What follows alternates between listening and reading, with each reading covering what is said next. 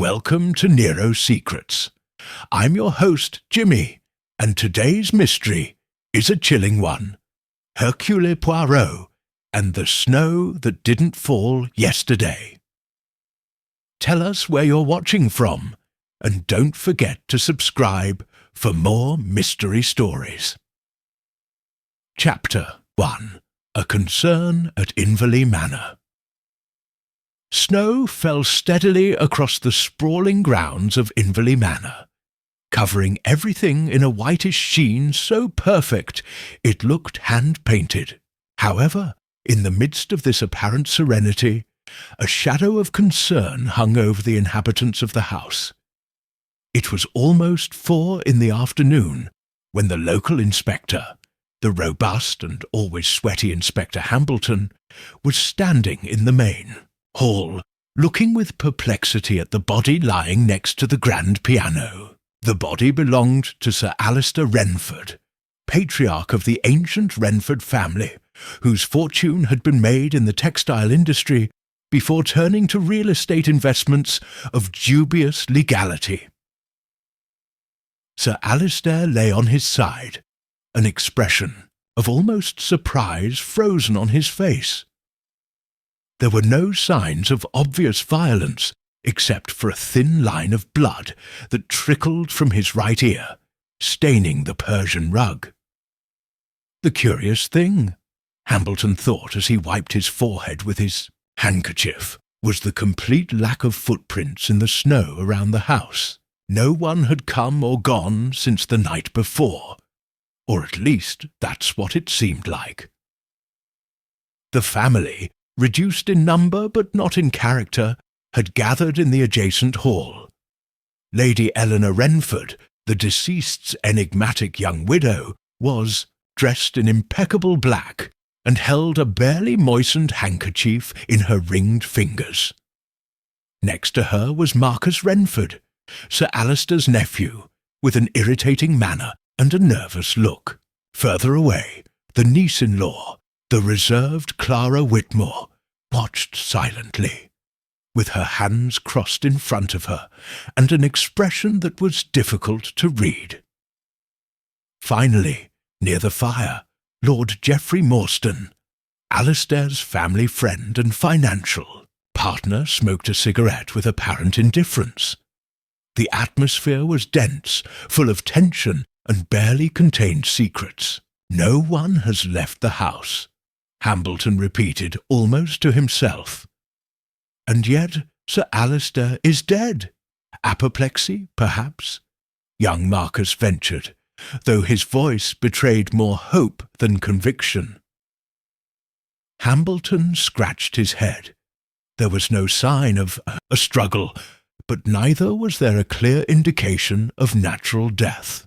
And the strangest thing of all was that the body had been found by the maid at 7 in the morning, when she went to light the fire, and according to her, the snow that covered the path in the back garden, the only direct access to the living room, remained unchanged, just as it had fallen the night before. Something didn't fit.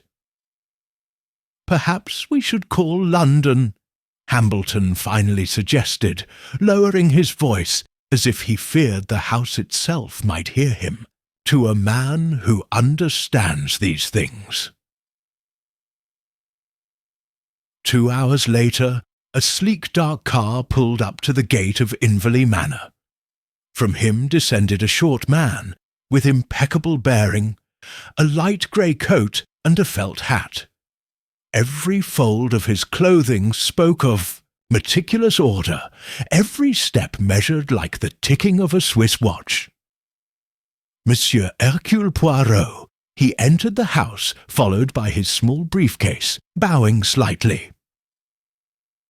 "Inspector Hambleton," he said with his unmistakable French accent, pronouncing the surname as if it were a melody. "I have come to your call. Can you tell me where the deceased lies?" "This way, monsieur." The inspector guided him to the living room. Poirot stopped as soon as he had crossed the threshold. His gaze scanned the room in a quick but exhaustive examination.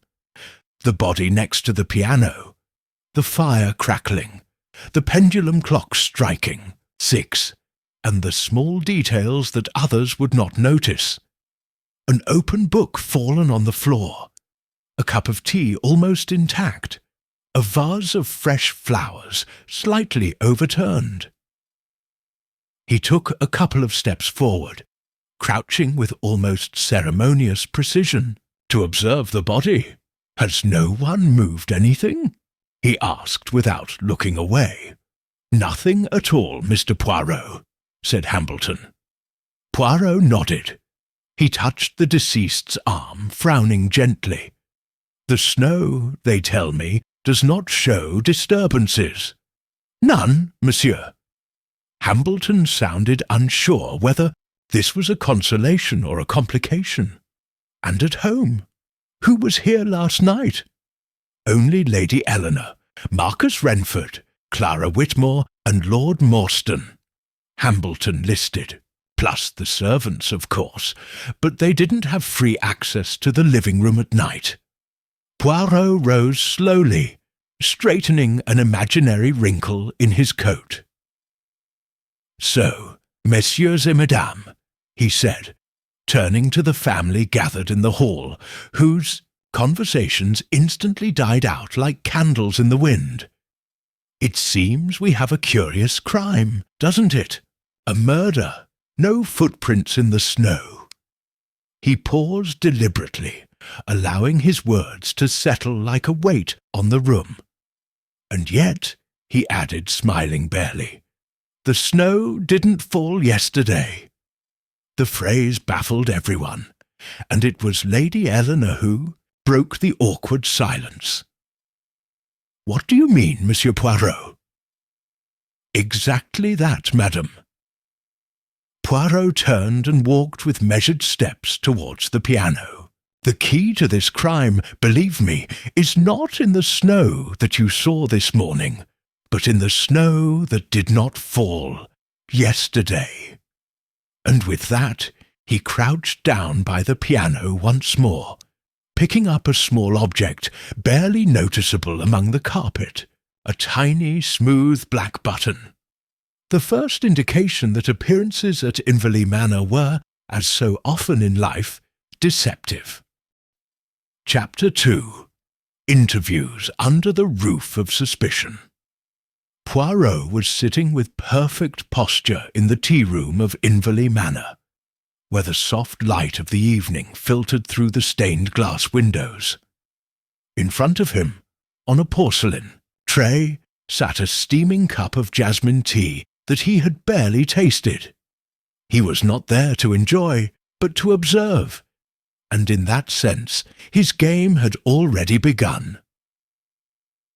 "Inspector Hambleton," he said calmly, "I would like to begin with Lady Eleanor, if you would be so kind. It is always wise to talk first to those who have lost the most, at least apparently." Lady Eleanor was not long in coming. He entered with the same elegance with which he had done everything since Poirot's arrival, but his face, although impassive, showed shades of fatigue, or perhaps carefully contained tension. She sat opposite Poirot, with the grace of someone accustomed to being watched. But Poirot did not observe her beauty or her jewels. He noticed how she avoided putting her hands on the table, how she barely looked away when her late husband's name was mentioned. "Madame," Poirot began, "I will allow myself a simple question, but not for that reason irrelevant. What time did you last see your husband alive?" "After dinner. It would be 9:30, he answered in a soft voice, as if his words were smoke. "Alistair said he had to go through some papers. He went to the living room, and I didn't see him again." "And you, what did you do next?" "I read a little in the library and retired to my room around 10:15. I didn't hear anything out of the ordinary." Poirot nodded slowly. Did you sleep well?" "As well as a woman can sleep in this house," he replied with a brief, humourless smile. "Did your husband have enemies, madam?" The smile faded. Alistair had a way of commanding respect. "But enemies, I don't think so. Maybe disgruntled partners, but never direct threats."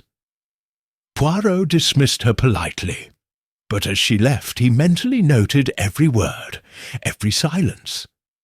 There was precision in his speech, a precision that was not necessarily synonymous with truth. Next up was Marcus Renford, a young man with a well-groomed appearance, but with a concern in his hands that Poirot noticed immediately. He played with a watch chain, spinning it between his fingers. "A crime within the family," Marcus said as soon as he sat down.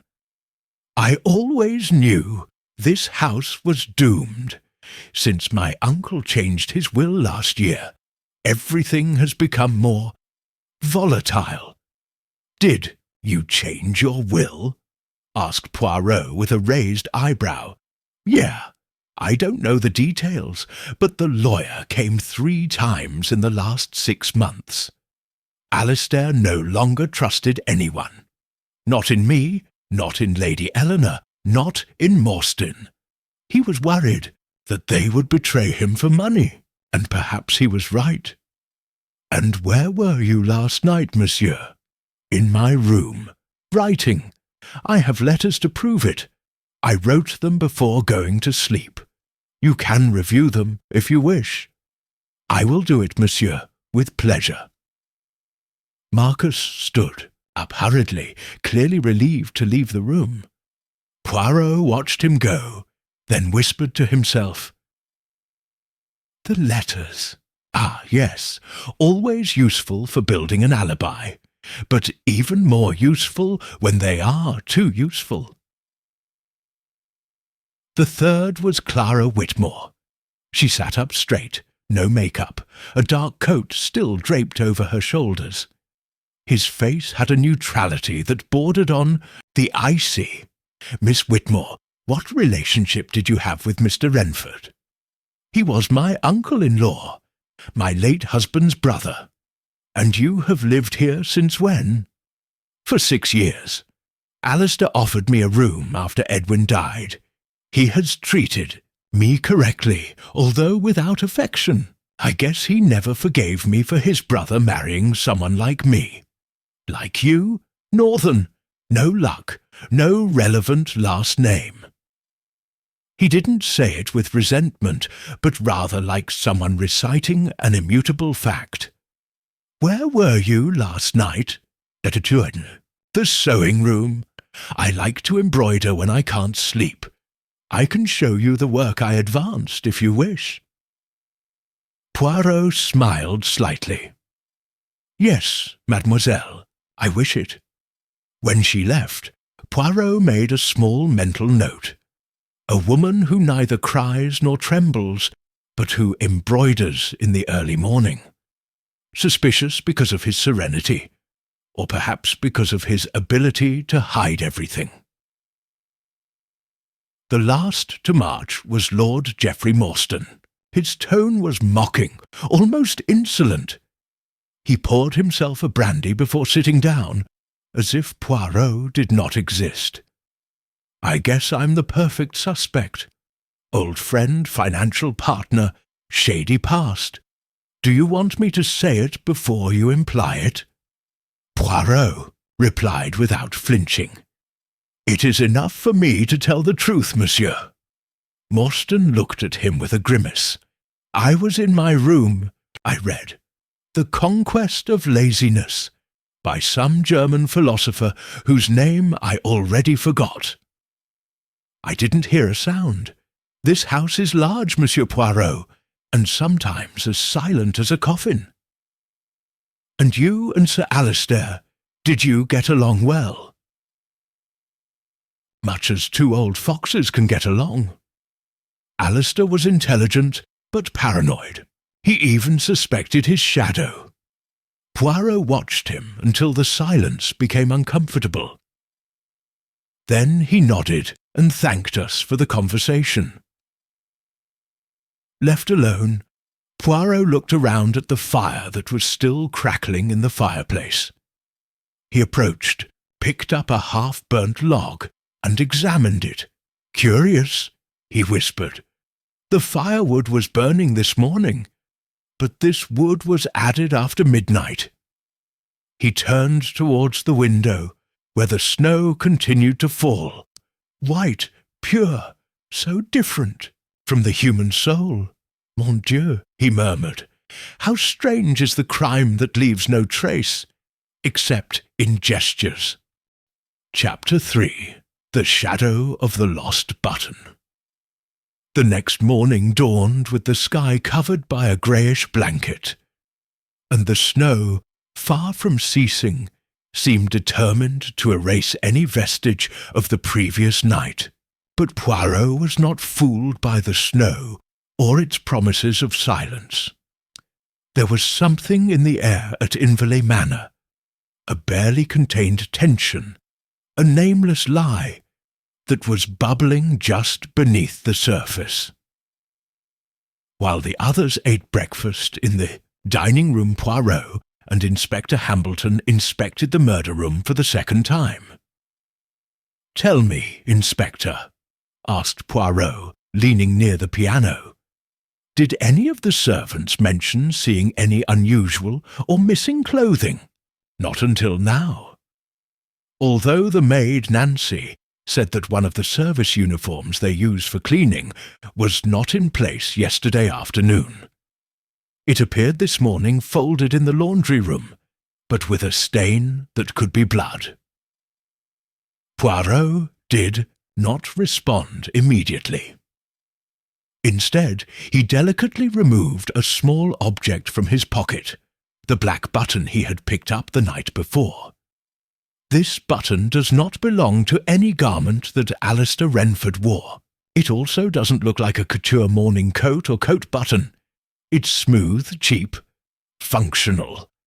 Could it be from that cleaning uniform?" Hambleton nodded cautiously. "Could. But that would imply that someone used the uniform to move around the house unnoticed. Just. And in a house where every face is known, a disguise may be the only way to become invisible."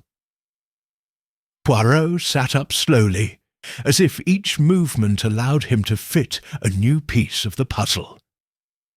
And the servants, all with alibis between them. They meet for dinner in an outbuilding to the east of the main wing. No one had direct access to the living room at night. None. Or so they say.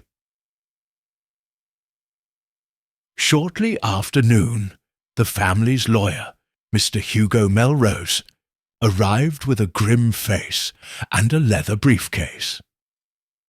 He had been summoned by the inspector to confirm the information about the will. Yes, Mr. Renford made significant changes just 3 weeks ago, Melrose confirmed as she spread out the papers on the office table. Previously, Marcus was the main heir. But now, most of the fortune and property falls to Lady Eleanor. Marcus retains a modest annual income, and Clara only a symbolic legacy. Lord Morstan does not figure at all. "And the reason for this radical change?" asked Poirot, who was leafing through the document without touching it, as if he were afraid of contaminating the words with his fingers. He didn't explain it. He only said that he wished to reward those who had shown loyalty beyond blood.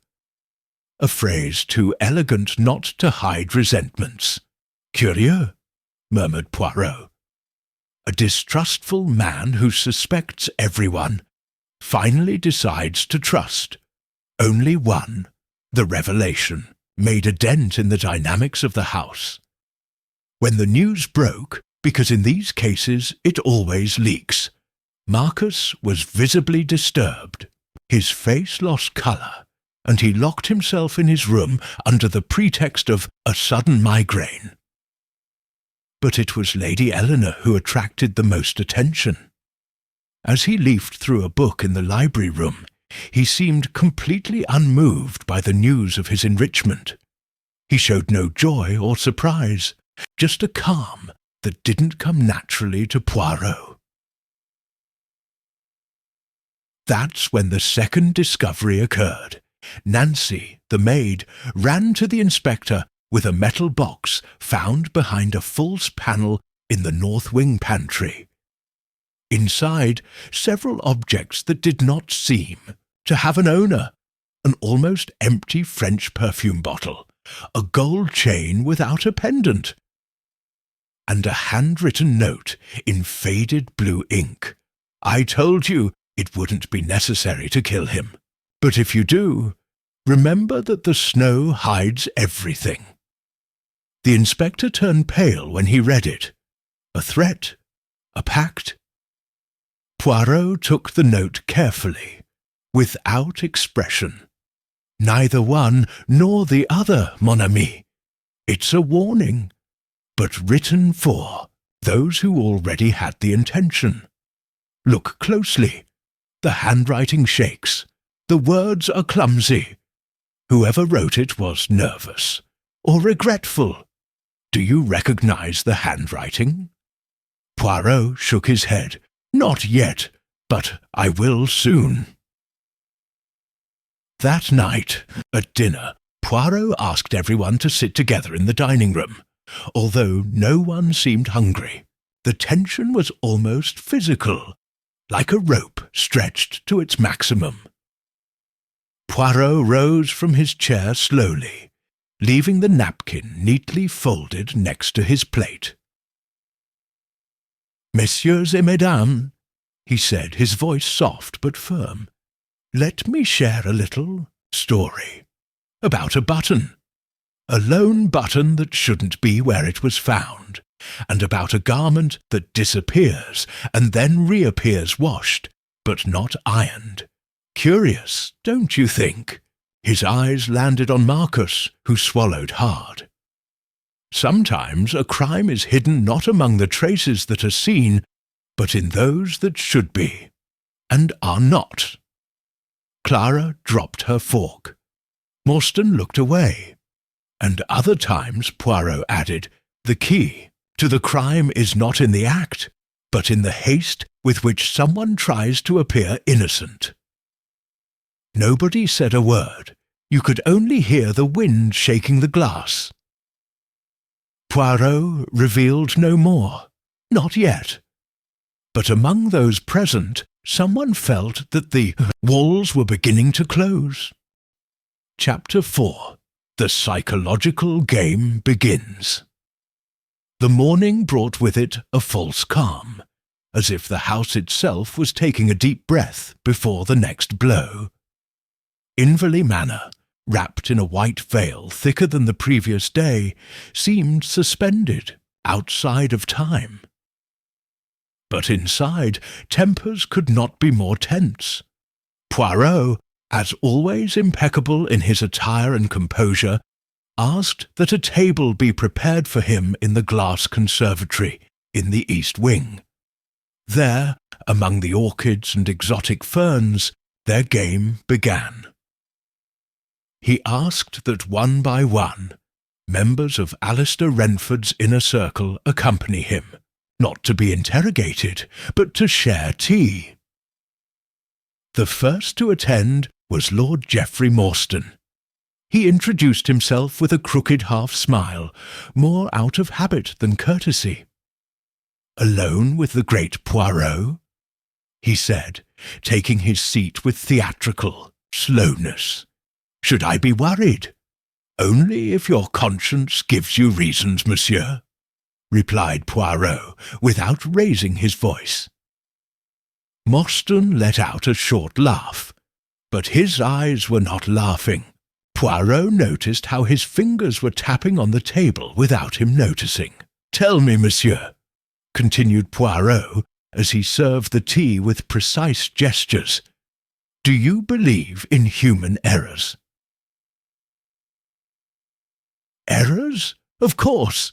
We all commit them, even the most cunning ones. The real game is to pretend we didn't do them. Interesting, Poirot murmured. And do you think that was the case with Sir Alistair? A mistake that paid dearly. Morstan hesitated for the first time. His eyebrows furrowed, and his tone lost its theatricality. Alistair was a man who liked to be in control.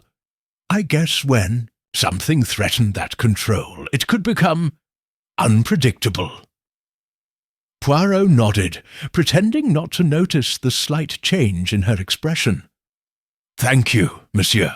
It's been illuminating. The second guest was Clara Whitmore. She arrived without a coat, dressed soberly but elegantly, and with an expressionless face like a well-placed mask. "Do you know why I invited you here, mademoiselle?" asked Poirot as she sat down. "I suppose to observe me, Mr. Poirot. That's what it does, right? Watch and wait for someone to give themselves away." Poirot smiled slightly.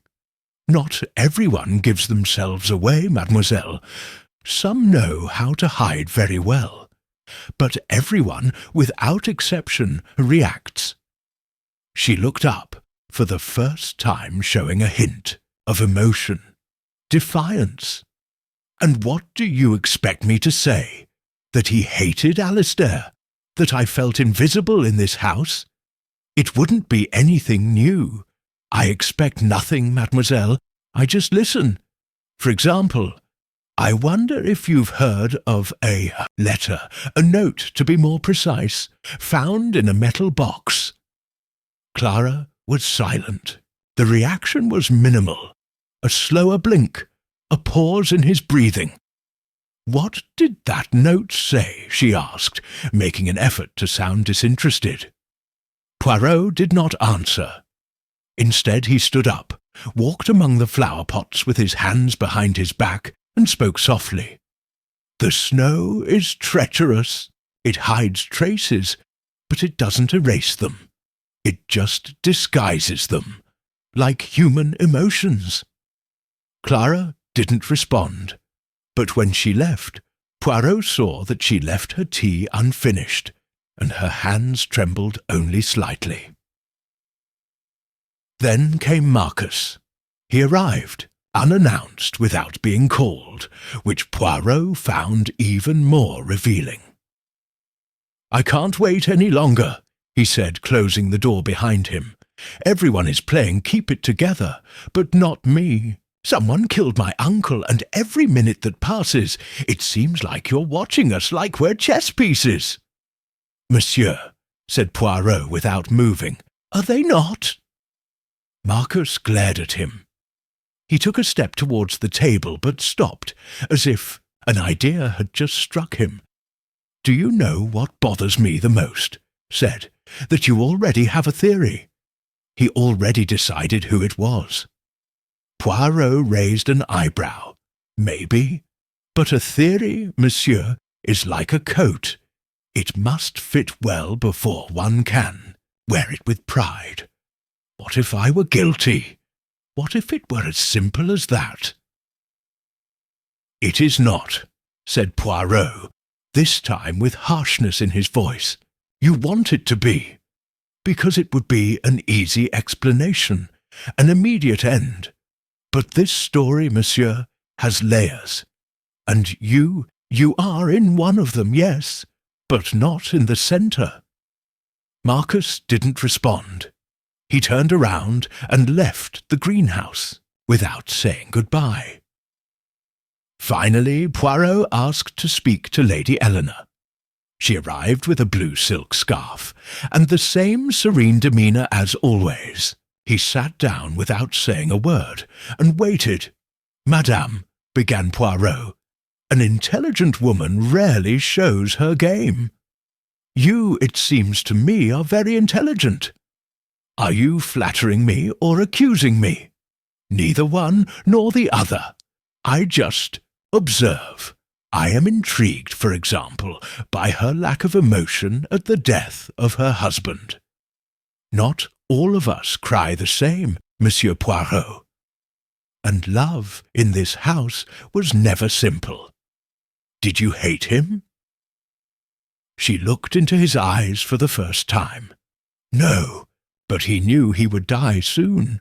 I smelled it in the air." He paused. "I just didn't think it would be like this." Poirot bowed his head slightly. "Then you also sensed it. Fascinating." When Eleanor retired, Poirot was left alone among the plants. The greenhouse was warm, but he felt that the case was beginning to cool down, and that the murderer had already noticed it. Chapter 5. A Clock That Doesn't Strike Twice. Night fell on Inverley Manor with an unusual heaviness, as if crime itself clung to the walls and ceilings. The lights came on early, but they did not dispel the feeling of confinement that had settled in the house. The footsteps sounded louder in the hallways. The doors were closed more carefully, and even the murmured conversations carried a contained suspicion. Poirot dined in his room. Not because I was afraid of anything, but because I needed to think without interruptions. The tea they had brought him was already cold, but he didn't care. In front of him, spread out on his desk, were several objects. The black button, the anonymous note, a sheet of paper with his handwriting where he had noted the most subtle contradictions of each suspect, and a pocket watch. He had discreetly taken it from Alistair's room that morning, with Inspector Hambleton's permission. It was an antique gold clock, stopped at 11:43. An insignificant detail, except for one nuance. The medical examiner had estimated the time of death between 10:30 and 11 hours at night. And yet, no member of the household had mentioned hearing the unmistakable chime of the clock that chimed every hour. Not even at 10, not even at 11. Poirot looked at the clock carefully. It wasn't broken, just stopped. And not because of a mechanical failure. Someone had stopped him on purpose. But why? They knocked on his door. "Come in," said Poirot, without taking his eyes off the clock. It was Inspector Hambleton, visibly upset. "Monsieur Poirot, we have a new problem, and not minor." Poirot turned calmly. "A new crime?" "No, not yet," said the inspector. "But the lawyer, Melrose, has disappeared. He was going to return to London this afternoon, but he didn't arrive at the station. His car was found abandoned on the main road, with the engine still hot. There is no trace of him." Poirot rose slowly to his feet. His gaze hardened. And the snow. Again, no footprints. It fell incessantly all afternoon. It covered everything. Sapristi! Poirot walked to the window and opened it. The icy wind caressed his face. "Are we facing an invisible murderer, Inspector? Or one who understands all too well how to use visibility to his advantage?" In the main living room, the news of the missing lawyer fell like a blade on the nerves of the inhabitants of the house. Clara held on to a crucifix that she was wearing, around her neck. Marcus was biting his thumbnail, a nervous habit that had reappeared. Lady Eleanor remained motionless, as if she had already foreseen each piece on the board. Lord Morstan, for his part, commented wryly, "It seems that anyone here can faint in the snow. Who will be next?" Poirot, ignoring the comment, addressed everyone in a firm voice.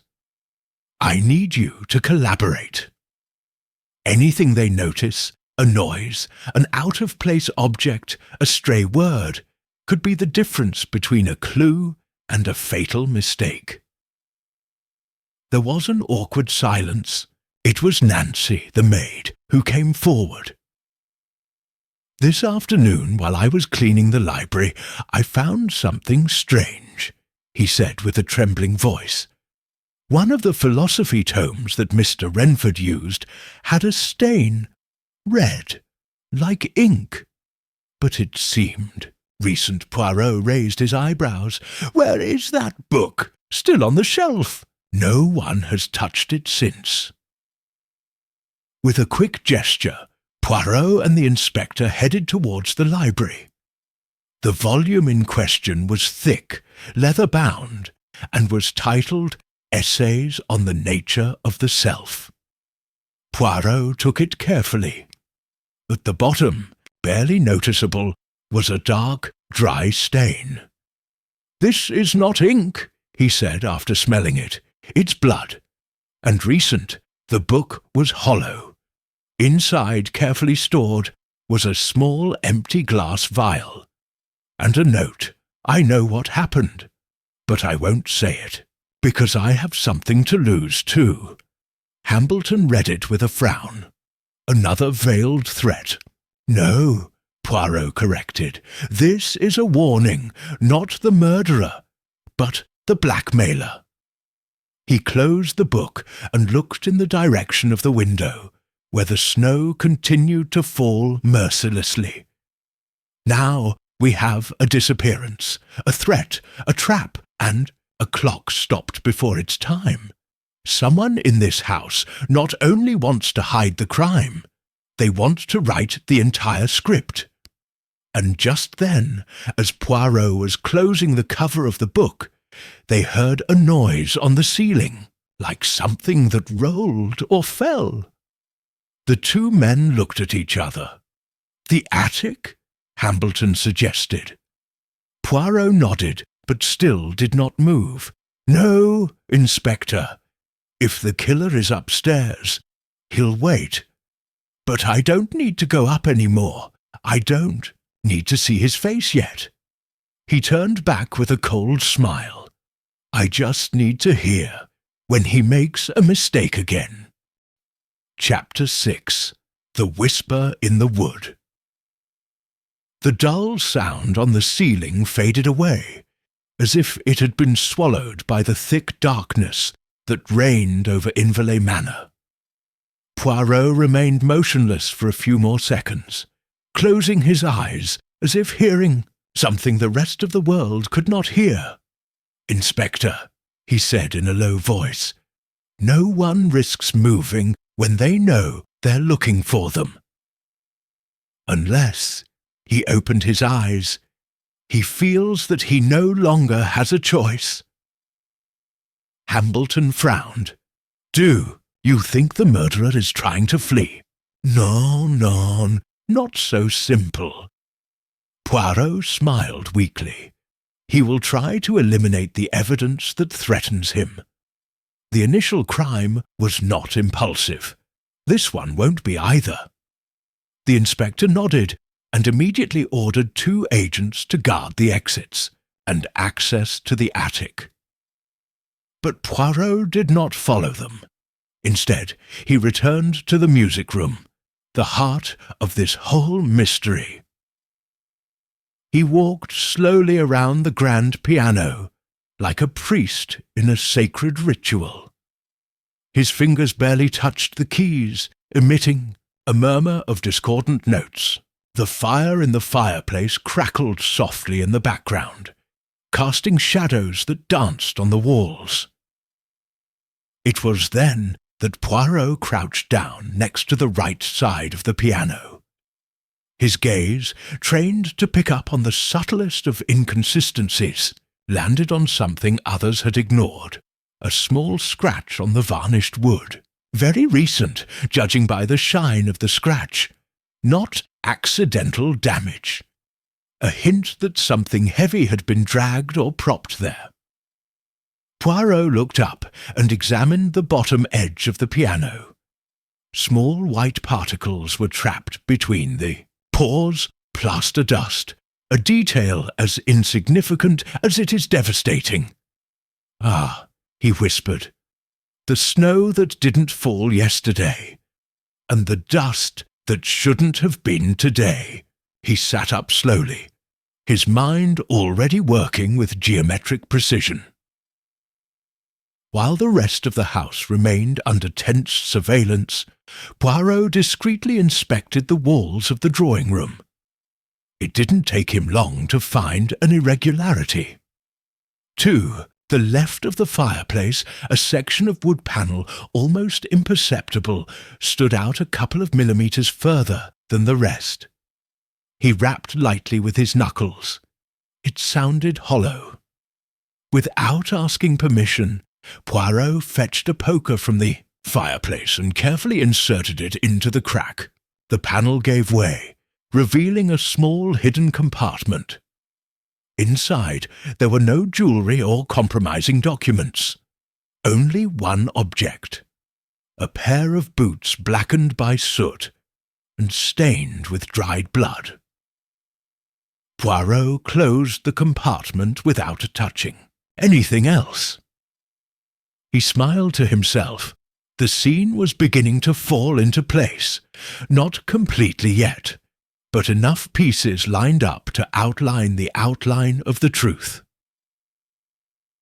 Poirot later met Inspector Hambleton in the library. Outside, the snow continued to fall relentlessly, as if it wanted to seal the secrets of Inverleigh Manor forever under its immaculate mantle. "Inspector," said Poirot, as he turned the pages of a thick book, "tell me, do you believe in impossible crimes?" "With all due respect, Monsieur Poirot," replied Hambleton, "after this case I shall begin to believe in ghosts." Poirot smiled kindly. "And yet ghosts don't wear boots, nor do they hide blood, nor do they stop clocks to create false alibis." The inspector looked at him intently. "Do you already have an idea who our murderer is?" Poirot closed the book with a delicate gesture. "I have more than an idea. I am certain." He held up a finger before Hambleton could speak. "But I don't have the right time yet. And in crimes like this, Inspector, the moment, it's everything." That night, Poirot made a small but significant change.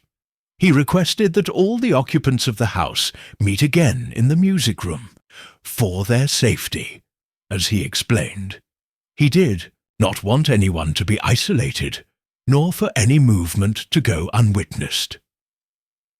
He sat them around the fire, Lady Eleanor with her icy serenity, Marcus restless like a trapped cat, Clear rigid as a statue, Morstan with his increasingly fragile cynicism. As they talked about trivialities, the weather past snowfalls, vague memories of seasons in London, Poirot watched. Not his words, but his gestures. An overly defensive crossing of arms, a look that avoided a name, a glass of brandy trembling in one hand. Gestures, Poirot thought, are the true signature of the guilty. About 9 o'clock, while the conversation languished, a small incident passed almost unnoticed. Clara Whitmore, getting up to put more wood on the fire, dropped something from her pocket, a white handkerchief neatly folded. Hurriedly picking it up, he didn't look anyone in the eye. But Poirot did look at her, and he saw, barely peeking out from between the folds, a tiny red spot.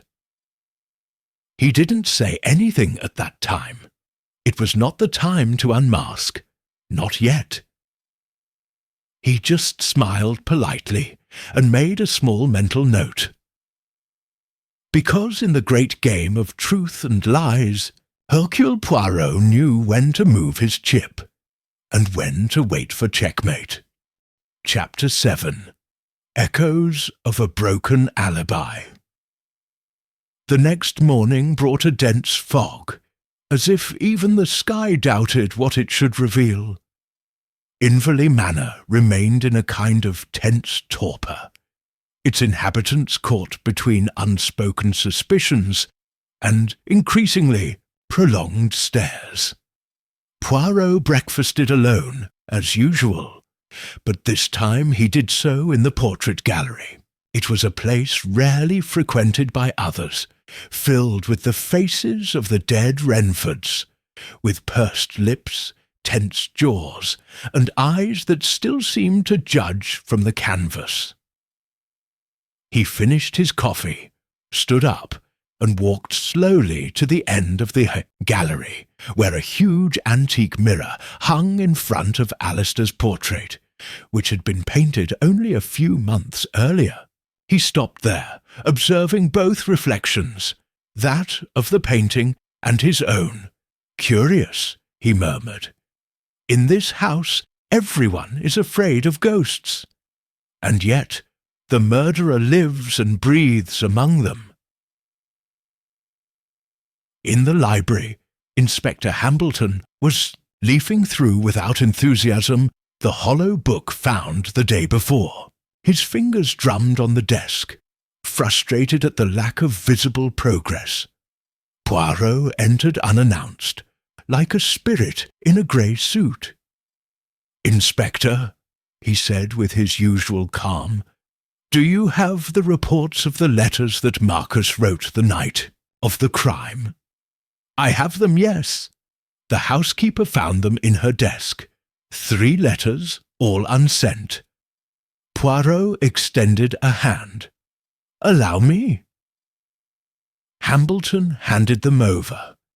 Poirot read them with an expression of growing interest. Then it stopped. "Ah!" he exclaimed softly, "exactly as I imagined. A contradiction not shouted but whispered. What do you see there?" Poirot handed him one of the letters, pointing to a line. "It's been a dry winter. It's hardly snowed in weeks." The inspector read it, then frowned. "But it snowed on the night of the crime. Fairly." Poirot walked towards the window. That letter was written in advance, before the snow started. Marcus said he wrote them after dinner, when it was already snowing. But this phrase indicates the opposite. "So you lied, not necessarily about the murder, but about his alibi, or at least about when it was built."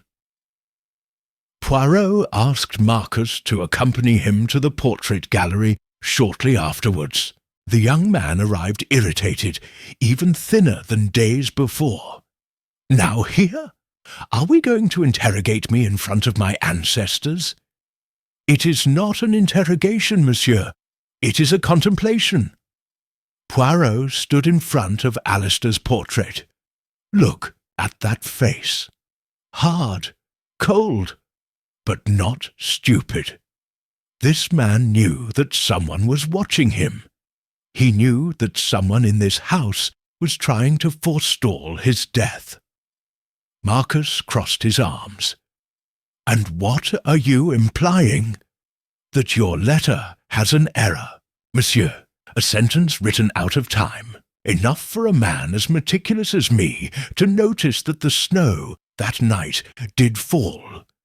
Enough to know that you wrote those letters before it started snowing, and then forged them as a later alibi." Marcus paled. "It doesn't mean anything.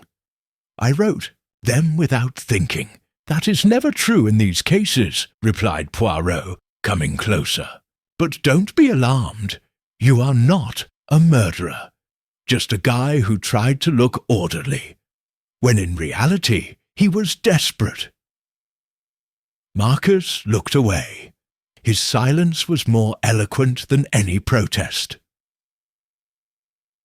After Marcus left, Poirot descended to the cellar with the maid Nancy. He asked her to guide him to the room where the objects that Alistair had recently removed from his main office were stored. Among trunks and filing cabinets, he found a wall clock covered by a sheet. He removed it and looked at the dial. It was stopped at 10:57. He opened the back cover and found a piano wire cut with surgical precision. "Ah, mon cher," he whispered. This was where the false synchronicity began. He closed the watch again and left it in its place. Returning to the main drawing room, Poirot found Clara Whitmore sitting alone in front of the fireplace, absorbed in the fire. A white handkerchief rested on his lap, different from the one he had dropped the night before. "A beautiful fire, don't you think, mademoiselle?" he said, breaking the silence. Clara was slightly startled. He squeezed the handkerchief. "I couldn't sleep. This place overwhelms me. The eyes, the silences, the way everyone quietly suspects. And yet," said Poirot softly, "sometimes it is in the murmur that the truth is hidden." She didn't answer. Poirot bowed slightly, looking at the handkerchief. "Did you wash it, mademoiselle?" "Sorry? The one he dropped last night. It had a stain, and it wasn't from wine." Clara put it in her pocket quickly. "It was mud from the garden. I went for a walk." "But the garden is free of mud, mademoiselle. It has snow. Except, of course, if you were the one who stepped foot on the ground before it snowed." Clara swallowed. For the first time, his gaze was not neutral, but desperate. Poirot said no more. He turned slowly towards the window, where the world was still white and illusory. But in his mind, the snow had begun to melt. Chapter 8. The Night of the Broken Mirror. The night settled over Inverley Manor with a ceremonial gravity. The snow had finally stopped, and the moon, barely visible through the wisps of cloud, illuminated the windows with a dull light. Inside, the atmosphere was no less icy. Poirot asked everyone to assemble in the music room. It was not an order, but a polite suggestion, but there was a firmness in the tone of his voice that brooked no reply. Lady Eleanor was the first to arrive, dressed in pearl grey. Marcus followed, paler than ever. Lord Morstan, who still allowed himself a mocking smile, and Clara, who avoided looking at anyone directly. Inspector Hambleton stood in a corner, notebook in hand. Only Poirot remained standing, with his back to the group, looking at the portrait of Alistair that had been moved, at Lady Eleanor's request, to the drawing-room after his death. An aesthetic or symbolic decision. Nobody knew for sure. "Well," said Poirot, turning at last, "I have not brought you together to offer answers, but to examine the echo of the questions you have avoided." There was a slight movement among those present. The fire crackled softly, the only sound among the expectation. "We'll start with the watch," he said, taking the watch out of Alistair's pocket and showing it to everyone, arrested at 11:43. Curiously, no one in this house heard the carillon that night. Because he was detained on purpose, to suggest a false time, to give the illusion that the crime occurred while everyone was sleeping. "And how can you be so sure of that?" Morstan said in a sceptical tone. "Because I found another watch," answered Poirot, without raising his voice. "One that was damaged too, the ones in the library. They cut its rope, interrupting its chiming. The murderer did not want any sound to mark the true time of the crime." Marcus shifted in his seat, uncomfortable. Poirot continued. Next, we have the hidden compartment in the music room. Inside, some boots covered in soot and blood. Those boots were used to traverse a section of chimney, possibly to move between rooms without being seen. The murderer had one element in his favour. He knew the architecture of this house. Very good.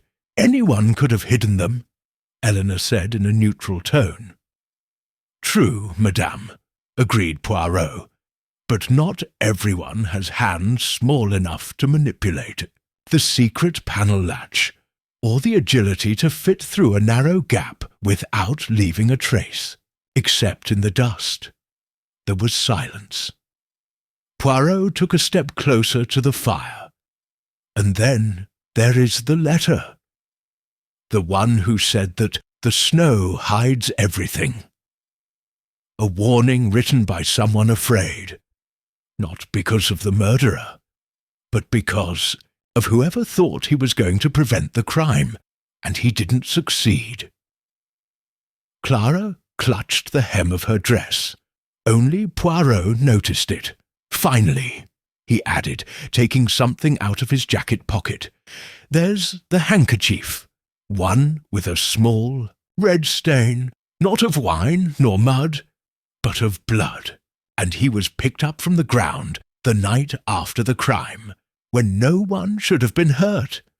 That doesn't prove anything, Clara said suddenly, her voice sharp, broken by accumulated anxiety. Not yet, mademoiselle, replied Poirot, gently, but it will. The murderer has made mistakes, not in the crime, but in the reaction. In the way he pretended not to be surprised. In the way he avoided mentioning things he should know, or pretended to know things he couldn't know. His eyes locked on each one by one. Someone in this room knew that Alistair had changed his will, before the lawyer confirmed it. He turned to Marcus. You seemed more than upset. But he never asked as the will had changed. I already knew it. Are you saying it was me? Marcus snapped, his voice shaking. That I killed my own uncle because he didn't inherit enough for me. No, monsieur. You lied, but for cowardice, not for homicide. Poirot turned to Clara. She looked at him with a mixture of anguish and resignation. Miss Whitmore was the only one who showed a sincere reaction when Attorney Melrose's disappearance was announced.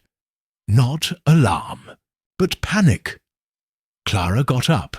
You have no proof. None of that can prove.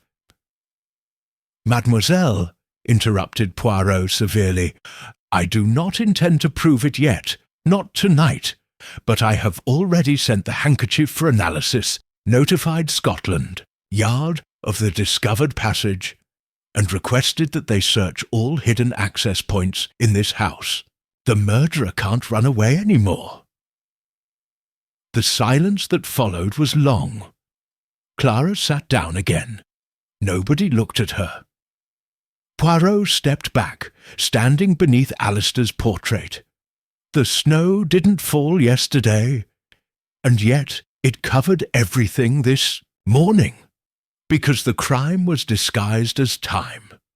The murderer not only planned to kill, but to disorient. But time, mes amis, is the only ally that never lies. You just have to know how to read it. Then, without further ado, he picked up his hat from the rack, placed it carefully on his head, and left the room. It was not yet the time of revelation, but in Hercule Poirot's mind the fog had begun to clear, and the figure of the culprit was already clearly outlined. Chapter 9. Shadows Have Memory. The next morning dawned clear for the first time in days. The snow had stopped, and the sky, although leaden, seemed less oppressive. But inside Inverley Manor, the tension was thick as smoke. Nobody spoke. out loud. The conversations were fragmented, the steps measured, the glances fleeting. Poirot had locked himself in the small study in the north wing, where the heating was barely enough, and the windows let in the raw winter light. There, amid architectural maps of the mansion, old photographs and scattered documents, he moved with the calm of a man who was no longer searching, but confirming. On the desk stood a black-and-white photograph, an old image of the Renford brothers in their youth. Alistair, standing tall and with a haughty expression. Edwin, the youngest, with a kind, almost shy gesture. Behind, a barely visible figure. Clara. Poirot narrowed his eyes. Clara Whitmore was not only Edwin's widow. He had lived here since before marriage. More than a decade within the walls of Inverley Manor. Invisible, silent, as part of the furniture. But in that silence, he had learned more than anyone imagined. Shortly after noon, a letter was discreetly delivered to Poirot by Nancy, the maid, no sender. On the envelope, simply handwritten, "For you, if you really know." Poirot opened it with great care. Inside, a single sheet. Fire hides everything. The passage does not lead to the truth. But I know where what's missing is. Come tonight to the attic, alone. There was no signature. Inspector Hambleton, reading it, burst out, "A trap! He's trying to scare you or distract you." Poirot shook his head gently. "No, Inspector, it's a whisper. One of those that only someone desperate dares to write." "What?" "The murderer fears most is that he no longer has control of the story." At 11 o'clock at night, Poirot went up to the attic alone, as the note requested. The air was thick, filled with old wood and poorly buried memories. The boards creaked under his shoes. Dust hung like cobwebs in the air. And there, sitting next to an antique trunk, was Clara. She didn't get up when he saw him enter. He didn't scream. He just looked at him with a blank expression. "So he has come," he said. "Oui, mademoiselle. I came because you asked me to. Do you know everything then?" "I know enough." Poirot moved a little closer, but not so close as to invade her. "I know the crime wasn't just about inheritance, not even just out of resentment. It was, above all, an affirmation, a cry hidden in the silence of many years." She looked down. "I didn't want to kill him, but he did it." Clara nodded, almost imperceptibly. "He threatened me. He wanted to throw me out. He said that I no longer served the purposes of the family, that it should disappear, like Edwin did." "Edwin didn't die of natural causes?" Clara looked at him with glassy eyes. "I can't prove it, but I knew it. I knew it from the way Alistair told me, because of the way he closed the door after delivering the news to me, as if I had also buried my voice." Poirot did not speak. He just let the words settle like fresh snow. "I just wanted to scare him. I wanted him to feel cornered. Let him know that there was someone who didn't fear him. I wrote the note. I used the passage. I took the boots that Edwin hid for his childhood games. I thought that would be enough. But when I entered the room, he was already there. Only asleep, vulnerable. And then, I don't remember lifting the poker. I didn't decide. It just happened." Poirot closed his eyes for a moment. Then he approached the trunk, sat down opposite her, and spoke with a strange sweetness. "You didn't kill a man. He killed a symbol to a wall that kept her in the shadows for years. But, mademoiselle, even symbolic crimes have real consequences." Clara nodded, no longer crying. "Are you going to hand me over now?" "No, not here, not tonight." He stood up. "But tomorrow you will go down with your face upright. He will tell his truth, and he will let justice do what it has to do, with dignity." She didn't answer. Wasn't necessary. That night, Poirot did not sleep. He sat by the fireplace in his room, watching the fire slowly consume a piece of paper. The anonymous letter. Some secrets, he thought, should not be kept, but they should not be displayed as trophies either. Sometimes just understanding them is enough. Chapter 10. The Naked Truth Before the Fire. The next morning, the atmosphere at Inverleigh Manor had changed. Not obviously. The walls were still cold, the carpets just as luxurious, and the portraits with their eternal impassive faces. But a different vibration floated in the air, as if an invisible storm had swept away the dust of silence. Poirot requested, for the last time, that all the members of the house assemble in the music room. He offered no explanations. He only indicated the time. 10 o'clock. When he arrived, everyone was already waiting for him, sitting with their hands crossed or hidden in their pockets. Lady Eleanor with her chin up, Marcus with his forehead beaded with sweat, Morstan chewing on a nail, Clara absent. Inspector Hambleton stood behind the closed door like a statue dressed in grey. Poirot took his place by the fireplace, where the fire crackled in a light, almost discreet dance. He passed his gaze slowly over each face, as if measuring the weight of their souls. "Messieurs et mesdames," he began, "the moment of truth has arrived. Not the legal truth, which will come later, but the human truth, the one that beats beneath the facts, the one that reveals not only but the because." There was such a tense silence that even the clock seemed to wait. The crime that occurred in this house was not committed by a thief, not for an ambitious heir, not even by an enemy.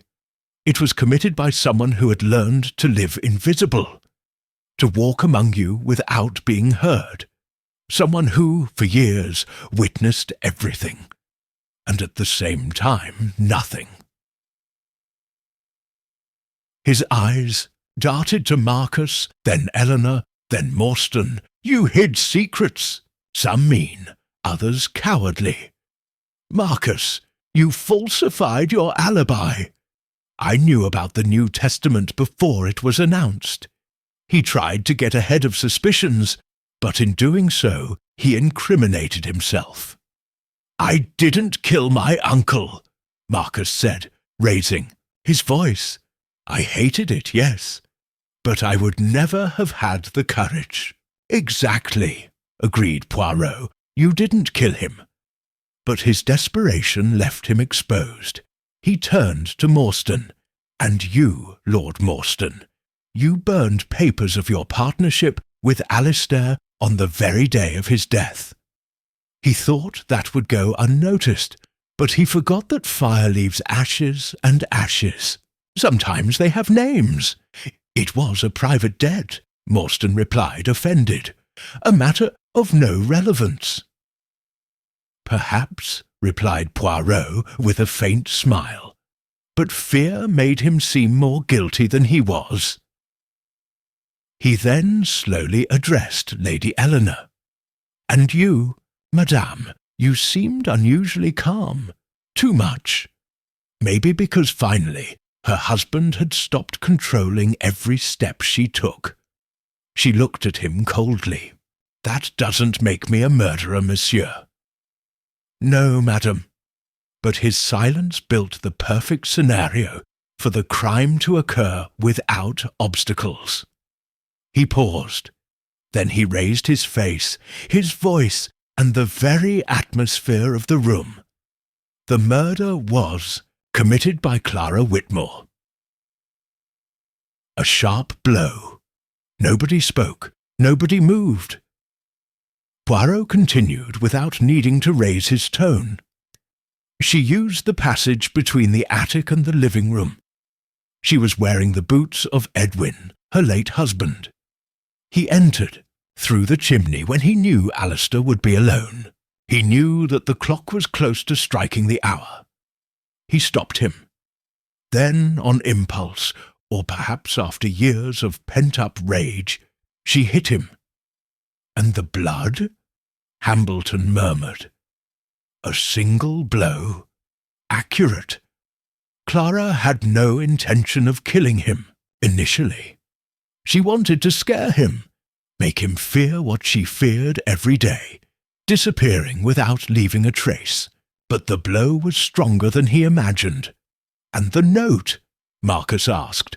"A warning, written before the crime." "I was thinking of leaving her so he would know that someone was watching him. He never planned to hide her so soon. After the murder, he feared that it would be found, and hid it in the hollow book. Too late. Poirot walked slowly around the room. Then he pretended to be normal. But he made mistakes. A handkerchief with blood. A phrase said at the wrong time. A gesture of familiarity with a test that had not yet been shown. "Where is he now?" Morstan asked, his voice harsh. "In his room," said Poirot softly. "Expecting. He has decided to confess." Lady Eleanor sighed, not relief, but something darker, an ancestral tiredness. "Why did she—" he murmured. "What did he win? I didn't earn anything," said Poirot.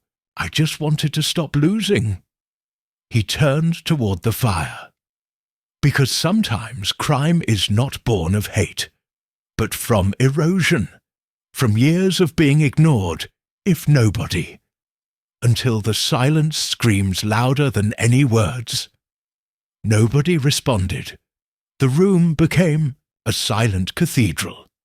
Poirot turned around, picked up his cane, and walked towards the door.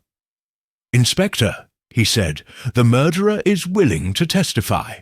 But remember this. Don't just judge the act. Also judge what made it possible." And he left without looking back, leaving behind him the truth, naked, palpitating, and burning like a confession in a house where at last the snow had stopped.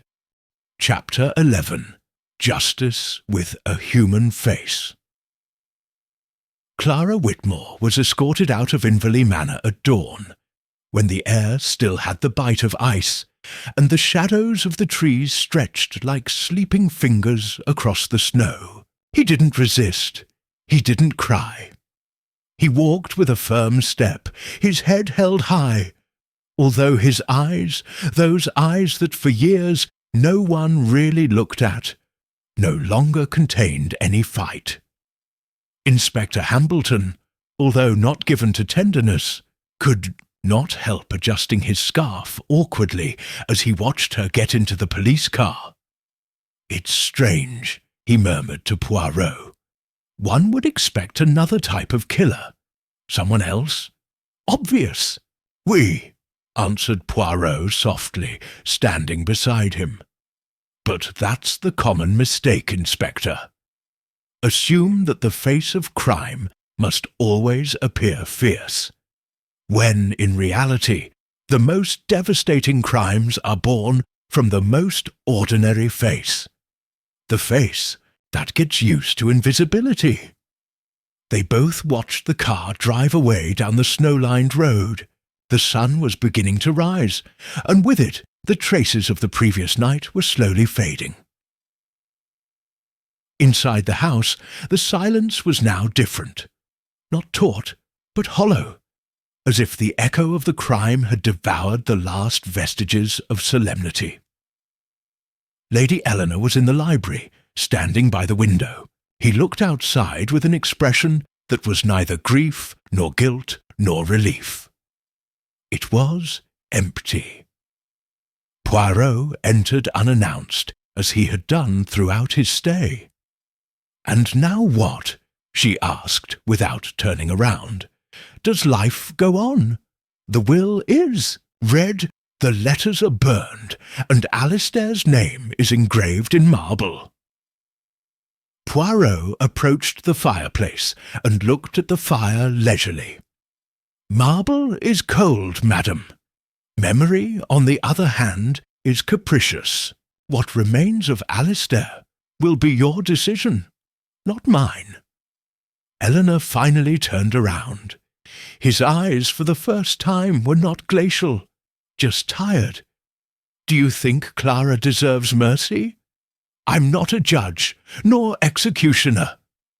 Poirot tilted his head gently. "But I will tell you this. The crime was committed by one hand. The reason, however, was built together." She nodded. He didn't argue. Marcus left that same afternoon, but not before saying goodbye to Poirot in the portrait gallery, where the imposing figure of Alistair still seemed to oversee the affairs of the living. "Do you think I'm like him?" Marcus asked, not looking directly at the detective.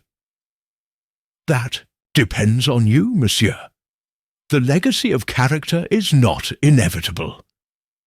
But it is tempting. I thought I was the protagonist of this drama, but it wasn't. Just one more shadow, sometimes," said Poirot. "The bravest thing a shadow can do is not to imitate the form that casts it." Marcus shook his hand with more sincerity than skill, and left with a light suitcase and an uncertain future. Alistair Renford's funeral was held privately. Neither the newspapers nor the neighbours were informed. Just a few employees, a widow without tears, and a tomb that, like so many others, hid more than a corpse. Clara was not present, but in some ways his absence was the most noticeable. That night, Poirot packed his bags. The inspector dismissed him with a mixture of admiration and relief. "I don't envy you your work, Monsieur Poirot. The criminals you face sometimes hurt more than they scare." Poirot nodded gently. "Because what hurts, Inspector, is recognizing that we could all be them, if the world pushed us hard enough." As the train left the station for London, Poirot remained in his compartment in Esch-Neuilly, silence, watching the snowy fields slide behind him. "I was thinking about Clara, in Edwin, in a crime not of hate, but of erosion." He took out his notebook and wrote a single sentence before closing it. "Sometimes the human soul does not need justice, but for someone, once in a lifetime, to listen to it," and with that he settled back into his seat, folded his hands over the cane, and closed his eyes, not to sleep, but not to forget. Chapter 12. The Snow That Didn't Fell Yesterday. The train moved at a steady pace towards London, its measured clatter marking an inevitable end. Hercule Poirot, still impeccable after days of research, was sitting in his compartment, reflecting, with his gaze lost on the landscape. The snow, white and pure, covered the fields like a blanket of oblivion, and yet, in that perfection, there was a deception, exactly the same as in Inverleigh Manor. Poirot was thinking about the phrase he had repeated since his arrival. Snow didn't fall yesterday. An observation that, apparently, was unimportant, but that had led him to the truth. He remembered the opening scene, Sir Alister's body next to the piano, in a house isolated by snow, and yet no traces of entry or exit. The first mistake, the assumption that everything that had happened had occurred that same night. But Poirot, with his unwavering habit of observing what others overlooked, had noticed the inconsistencies, the too fresh wood in the fireplace, the absence of the clock chime, the plaster dust on the legs of the piano. Little whispers of a deeper truth. It wasn't that the killer had left invisible footprints. It was that the crime had been prepared before. When the snow started to fall, the death had occurred on a dry night. Afterwards, the murderer had manipulated watches, hidden the body, and waited. The snowfall did the rest. It covered everything with its apparent innocence, hiding the true timeline. And then there was Clara, not a cold-blooded killer, not an inheritance killer calculator, but a woman eroded by years of insignificance. An invisible figure who, in a desperate act, had decided to make himself seen. Through the most visible crime of all, his anonymous letter, his mistake in leaving physical traces, his panic hidden too late. Everything, in the end, did not speak of pure evil, but of a life that had asked for help in whispers for years, until the whisper became a scream. Poirot sighed softly and took out his small notebook. His hands, still firm despite the years, wrote with precision. Crime is not always the child of ambition or hatred. Sometimes it is born from absence, of love, of voice, of place. The snow that did not fall yesterday did not hide the crime. Yet hid the scream that no one wanted to hear.